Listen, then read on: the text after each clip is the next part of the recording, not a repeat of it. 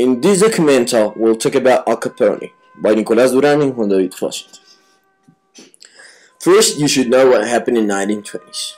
This was called the Golden 20s because the economy grew. Why this happened? Because after the First World War, the United States helped the countries in Europe. They owe them money, so this increases the economics inside the country. Also, the industrialization. This helped the cities to grow even more. More people worked in industries, more people make money to the country. This also created a concept that we know nowadays that is called the American Dream, which means like a hope to be successful, to be happy. And this was only a concept that was in America, because America was during that time it becomes a world power. Also, there was an advancement in literature. Ernest Hemingway is an example of this, and this was called also the Jazz Age, because there was a creation of jazz, and there were like very famous jazz artists such as Fletcher Henderson. But now we're going to talk about the most important thing, that is prohibition of alcohol. During that time, there was a provision of alcohol that was given to all the citizens. This created like many mafia inside the country. That is, this mafia do bootlegger because the people like to drink. So this create the Al Capone era. Now we're gonna talk Al Capone. Al Capone history. He's gonna talk about the ascendance of this character. So, tell us, please. Okay, the real name of Al Capone is Alphonse Gabriel Capone, also known as Al Capone or Scarface. He was born in 1899. His parents were Gabriel and Teresa Capone. They were immigrants from Italy. His life of criminal began as a teenager, belonging to two different bands, which began with misdemeanors. In New York, specifically Brooklyn, he joined the band The 5 Points, headed by Frankie Jaleel. Al Capone lived studies in 6th grade of the school at the age of 14, and then go to work to different places like candy shops or candy stores near Brooklyn and Independence Bridge. In that place, Capone knows Johnny Torrio, one of the most known gangsters of Brooklyn. Johnny and he began to have a very light relationship. They were very friends, and to the point, Torrio took him to join the 5 Point Gangs. That was the most dangerous young band at that time. Here's the beginning in Al Capone's criminal career. He began here working as a bodyguard in the establishment of the Harvard Inn. In that establishment came the story of his Scarface, with a battle with knife with another guy. His name was Frank Guligny, because of his sister. He told him something to his sister, so Al Capone fought with him.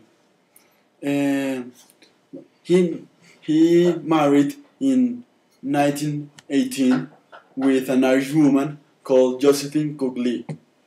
They worked there until sometime later this year, Frankie sent Johnny Torrio and Al Capone to Chicago to work with James Colosimo, known as Buck Jim or King of Vice.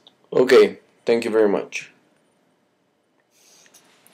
Okay, now we're going to talk about the life of Al Capone during the 1920s.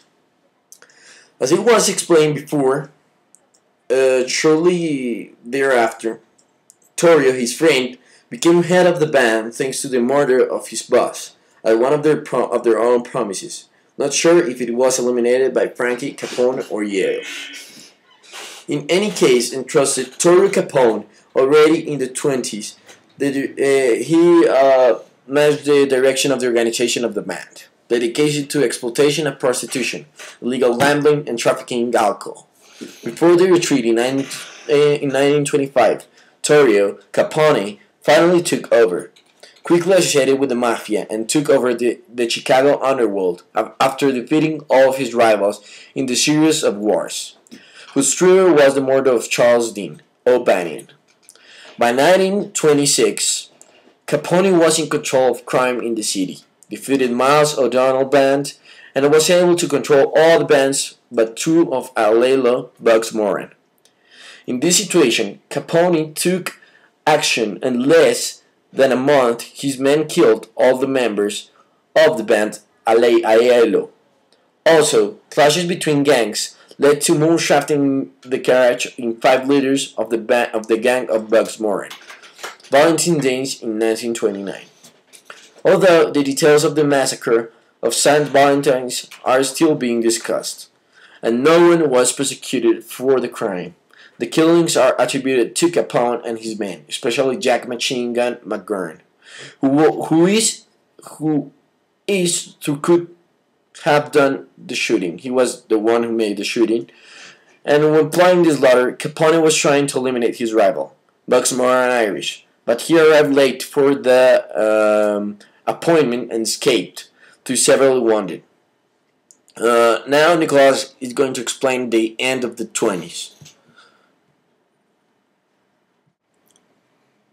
Okay, in addition of what Juan David is talking about the 1920, I will end this important years in Capone's life.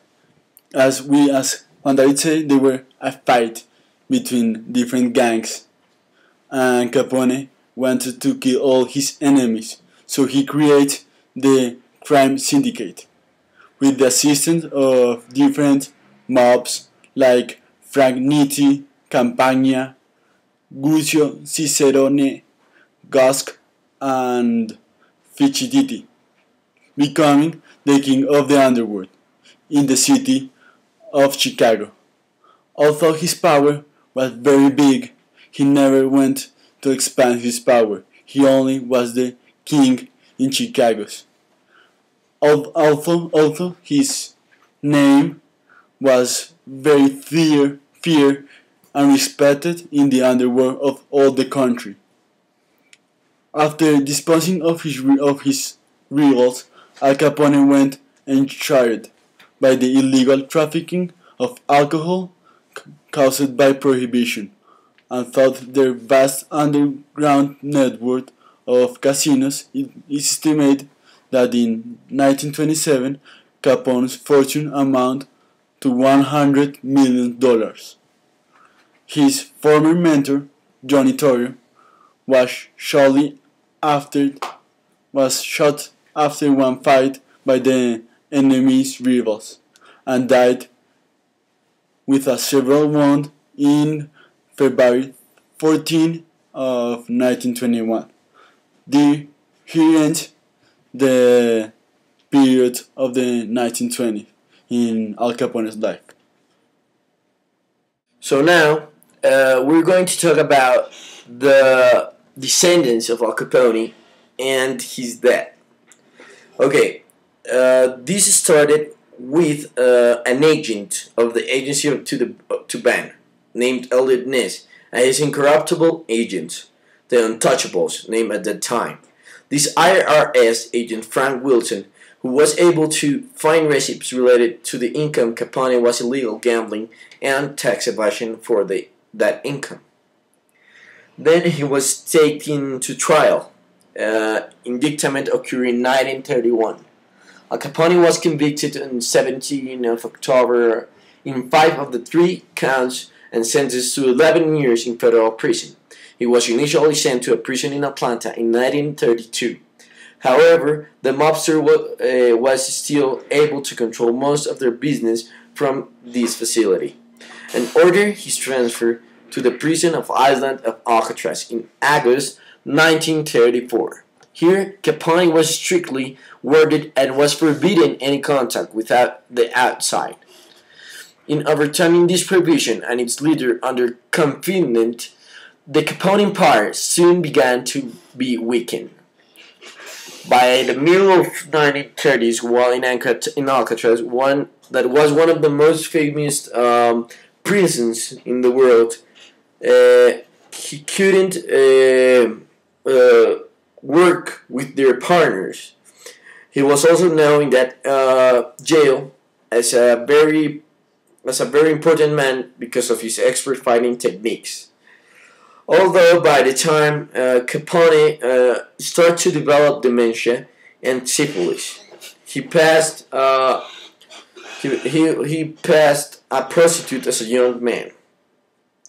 He spent much of his later years of confinement in the prison hospital and was finally released in November 16 of 1939.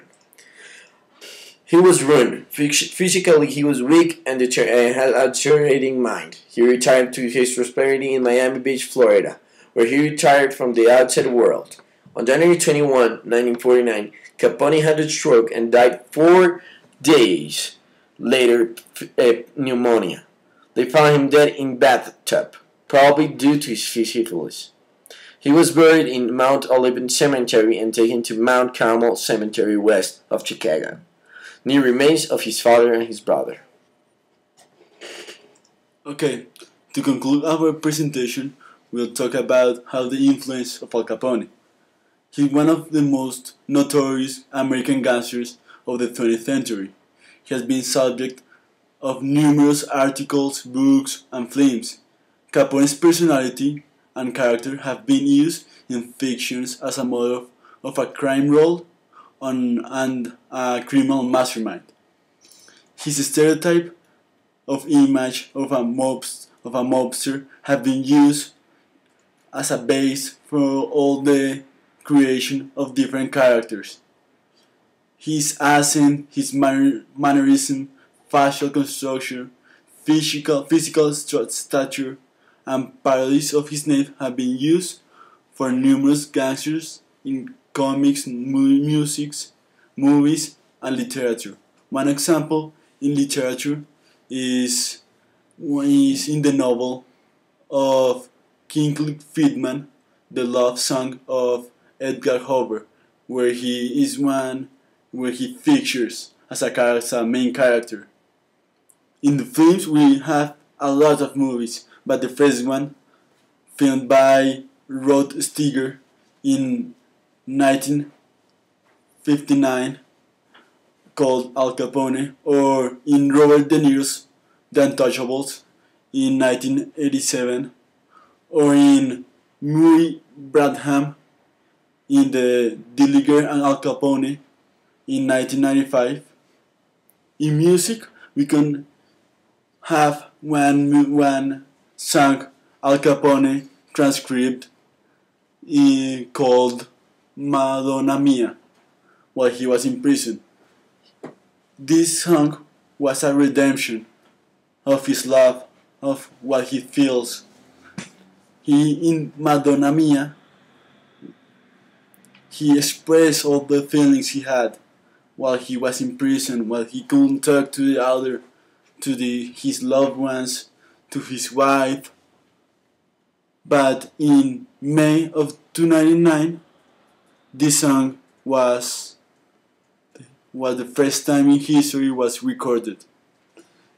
With this end our documentary of Al Capone. With this end the importance of Al Capone to the history.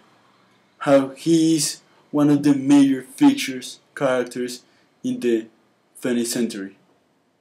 Thank you very much. We were Juan David Fawcett and Nicolas Duran. See you later.